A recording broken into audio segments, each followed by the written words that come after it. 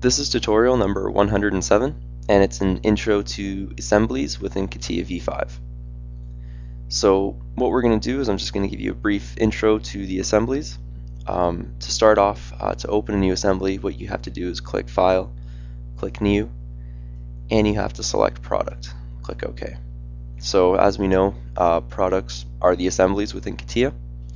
Now we're going to go back to the guitar, and as you can see in the guitar, you have the assembly, and then underneath it you have each of the individual components.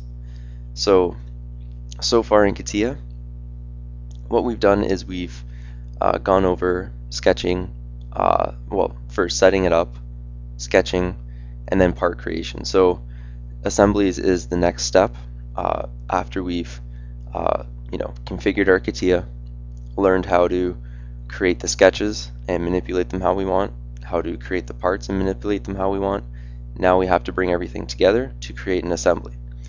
So this is what we're going to be doing in our next set of tutorials. We're going to be going over how to create assemblies, and what we're going to be doing is we're going to be creating these assemblies. So we're going to be creating this guitar. We're going to assemble within Catia.